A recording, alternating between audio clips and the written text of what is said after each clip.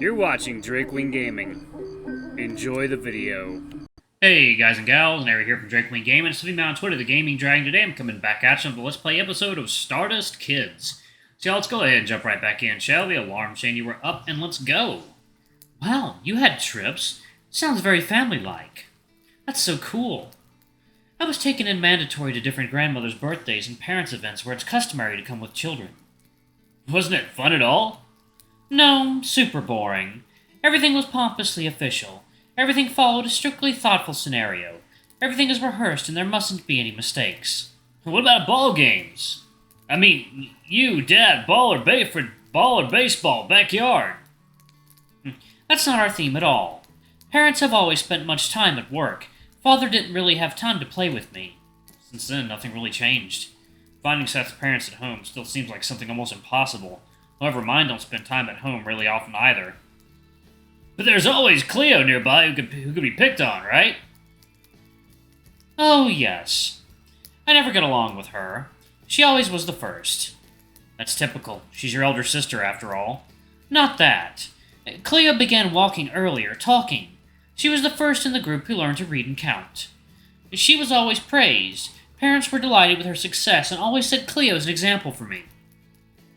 No matter what I reached, there always was Cleo that reached that before. In childhood, I was always trying to overtake her. I remember one time. Now it seems so stupid, but back then everything was really serious, like my life depended on it. After a month of absence, the parents returned home and learned that the governess that I had flatly refused to get a haircut. And that's because before my parents left, I had painted something. I don't remember what exactly, and very much wanted it to show it to my mom. But when I came, she was busy with Cleo, was braiding her braids and complimenting her long silky hair. She complimented my picture as well, but without looking at it at all. And I thought that if I had hair like that, Mother would pet and care about me too. When she learned that I didn't want a haircut, she said, "Let it be so. Let the son do whatever he wants." I was upset when I heard that because I thought she didn't care at all. But later she came to me and combed my hair. Ha! You know how to get what you want. So that's why you still have long hair. Of course not. Just a habit. However, the habit to rush to the top is still yours. And that's great. It will surely help you in your life. I have no brothers or sisters, so this kind of rivalry is not particularly familiar to me. I try to keep up because I want to be worthy of my parents. If they'd want to hear that, they would surely shed a few tears, thinking of what a wonderful son they have. They're not this sentimental. Yeah? I would definitely be touched. You can be touched even by a video with kittens. And who can be indifferent about that? Everyone but you. You're mean. Come here, I'll comfort you. Romano clung to Seth, and he jokingly comforted his friend, stroking him on the shoulder.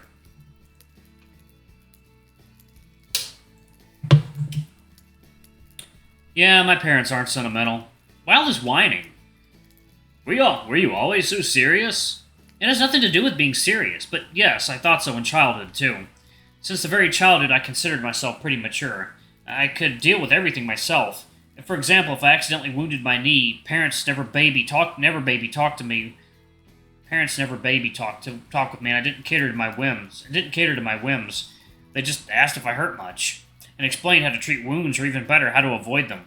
But I remembered one time, because of my stupid childish act, my parents got many new troubles. For some time, I wasn't left at home with babysitters like before, but Mother and Father couldn't get a day off. They just took me with them to work.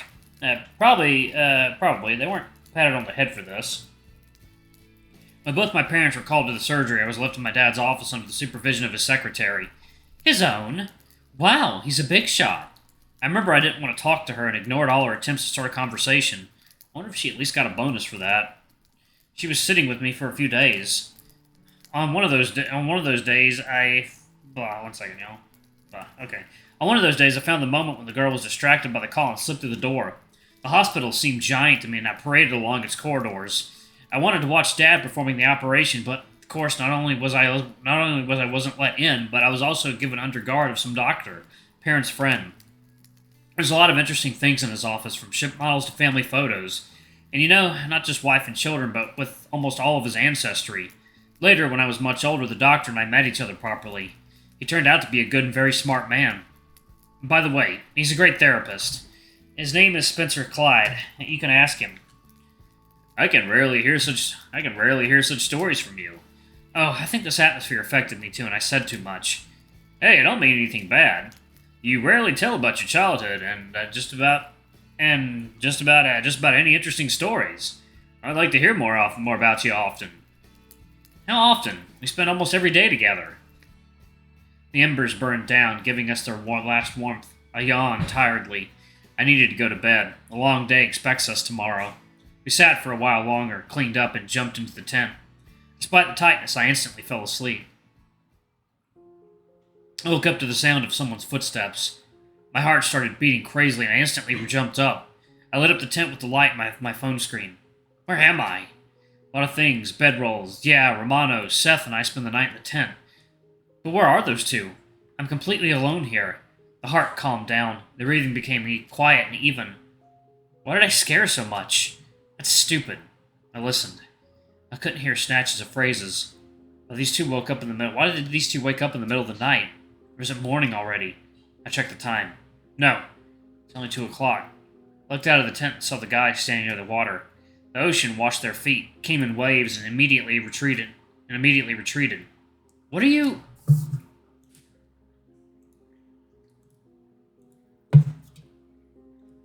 Why didn't you tell him anything? God, see, I tried. Maybe gods do see, but Kurt doesn't. My heart began to flutter again. Are they talking about me? But why like that when I sleep literally a couple of meters away from them? You could wake me up or talk to me any other time. What should Seth tell me? I wanted to come to them and clarify everything, but froze on the spot when I heard the unexpectedly serious voice of Seth. I don't know what to do. I don't know if I should agree. Agree with what? You know what I think about it. Unfortunately, my opinion doesn't matter at all. And how are you? What did Mr. Jones say? Well, I only met him a few times. I'm still taking all sorts of tests and mostly talking about myself. He hasn't recommended me anything specific yet, but every time he gives me homework. Like in class? Something like that, but they are really interesting. What? He told me that he met the psychologist because of some photos. Did Romano lie to me? Why? Moreover, why does Seth know? Does it help? I can't tell anything. I don't know. That all was pretty interesting, but the problems can't solve themselves this fast. Maybe I should visit him more often. Thanks for your concern. No need for thanks. I'm your friend, am I not? Seth nudged Roma at the shoulder, and so did he. To be honest, I worry about you much more. No need to worry. I mean, no matter how it will be solved, we won't stop communicating. That's right. You know how many messages I can type in a minute. You'll get tired of answering. We'll see who's better in it. I'm not too bad. I fastened the tent door and plunged into darkness. I want to hear no more words. I have no idea what they were discussing. These two, why did they become so close? Why did they discuss something far from me? So am I the third wheel now? Literally a few hours ago I was happy, sitting next to them near the campfire. Happy? Of course I was in a good mood, but happiness is a strong word. I was pleased with what was happening. But now it's not like that. Why didn't you tell him anything? God, see, I tried. The phrase flashed in my head over and over again, like a chewed-up broken record. The voice seems completely strange, unfamiliar. Okay, Kurt, pull yourself together. Nothing scary has happened. Seth and I sometimes also talk about Roma when we're alone. It's okay. Is it? But they've mentioned my name. Talking about something they've kept from me. God, see, I tried. Tried when? Why try? Just go and tell me, silly Seth. What so secret did they discuss? Is it something serious? No, if it was something more important, then Seth would tell me everything. He wouldn't hesitate.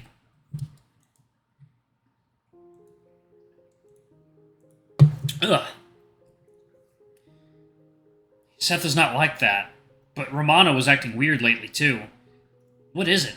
Puberty? Difficult adolescent years? Okay. Calm. Just stay calm. I took a deep breath and exhaled slowly. I don't want to panic because of some nonsense. It touched me only because they kept secrets from me. Only because of that. Wait a minute, did it touch me? No.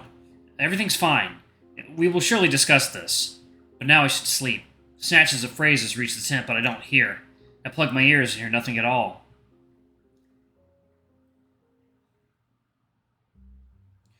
Say it again. I understand nothing. And better stop crying. Romano, in tears, grabbed me by the edge of my sleeve. As a guy, see? No, I don't. I took a handkerchief out of my pocket and wiped my friend's face. Seems to be better. Samantha! What's Samantha? Samantha is! Is where? In trouble? No, I'm in trouble! The meaning is still not clear, but at least the words have become comprehensible. Be more specific, and let my sleeve go. You'll stretch the jacket. What jackets? There's more important things. Samantha is a guy. He burst into tears again, but the handkerchief is ready. Romano is clean again. Samantha has always seemed mysterious to me, but not that mysterious. Why does he disguise into a girl's clothing? That's weird. However, it's not my business. What makes you think so? I just went to the club to put away my camera, and he was changing clothes. Right in the club. I swear the door wasn't locked. I didn't know anyone was there. She said that she'll kill me. But that's fine, because I'll die even earlier from disappointment. Now Samantha can't be my goddess. Then what about a god? What? What's the problem? Wasn't it you who always said that you sympathize with the LGBT community? Yes, but... Samantha! Samantha! He started crying again. What should I do with him? I don't know how to calm him down. There was a knock at the door. Don't open! It's Samantha! How does she know where I live? It's probably Seth. I opened the door and saw a spectacular pink-haired girl. Will Romano go out? Tell her I'm not home. Damn. It's really her. I'll have to lie to her a little. Can't betray my friend. He's not at home. Really? Then whose voice was that? That was my cat. Meow. Samantha elegantly broke down the door, getting both Romano and me. Where did she get so much strength? Ah, yeah, she's a guy. What should I do? I don't want to die here. Kurt! Save me! Kurt! Kurt! I felt a touch on my shoulder. Kurt, wake up! I opened my eyes and saw a sleepy Romano in front of me. So did he really call me? I don't understand why I had a dream about Samantha. I'd met her at school only a few times. Maybe because Roma is always thinking about her lately. Good thing that he woke me up. The dream turned into a nightmare. What a horrible dream. Good morning. Morning. I looked around. Seth wasn't in the tent. Come to us. We'll watch the sunrise. So you're serious about the sunrise? Of course. That's why we came here. That means that we had to go to bed earlier yesterday. But I'm fine. Those two were walking somewhere for half the night. Did they sleep at all? I stumbled next to the tent, hesitating to come closer. Alright, y'all, I'm going to pause it right there. Thank you all so much for watching. Don't forget to like, comment, subscribe, ring that notification bell, and check out our Patreon if you can. It always helps. Before I go, I'm going to have a shout out to all of our lovely patrons. Thank you all for everything you do for the channel. We greatly appreciate your support. Anyway, I love you all, and I'll see you all in the next video. Bye-bye!